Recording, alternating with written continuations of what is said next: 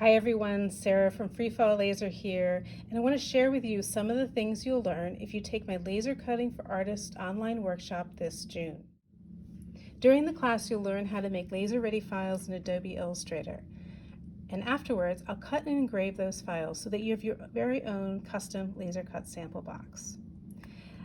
This sample box is the first thing that you'll learn how to make, so how to design a box as well as how to format text so that it's laser ready. The files for this box were designed by Amanda D'Amico last summer. Here we have Reeves BFK, and you'll notice that there are no burn marks. We'll talk about what creates burn marks and how to minimize or eliminate them in a variety of materials. This is a lightweight Nepalese paper.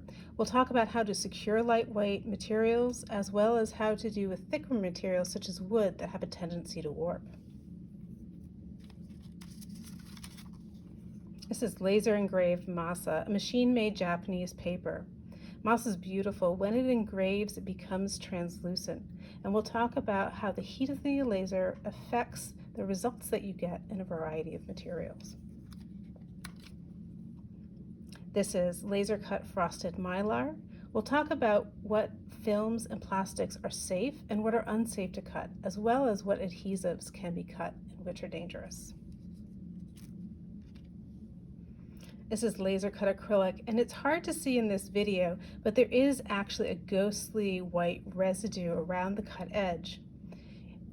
Masking it is one way to avoid it, but that can be time consuming. I'll show you a quick way to prepare your acrylic so that you don't get this ghostly residue with something that you probably already have in your kitchen cabinet. Here we have laser cut and engraved acrylic. I'll show you how to get that sandblasted look. This is laser engraved wood. Now, area engraving can be incredibly time consuming. I'll show you some tips and tricks on how to shorten the time that it takes to laser engrave pieces. One of those ways is through line engraving, and you'll notice here that I actually have two different thicknesses in my engraving, one that's very thin and one that's thick. I'll show you how to achieve that. Here we have laser cut and engraved leather. I'll show you how to prepare leather so that it is perfectly flat and how to protect the surface from burning and residue. This is laser engraved fabric, and again, it was area engraved.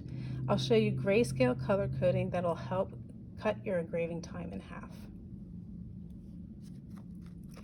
And finally, we'll be talking about how to prepare photographic or grayscale images for laser engraving.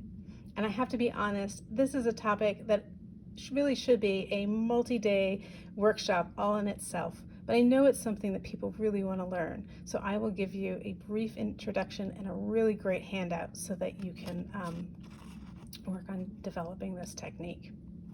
I hope you'll join me for Laser Cutting for Artists online workshop this June. To learn more and to register, click on the link in the bio.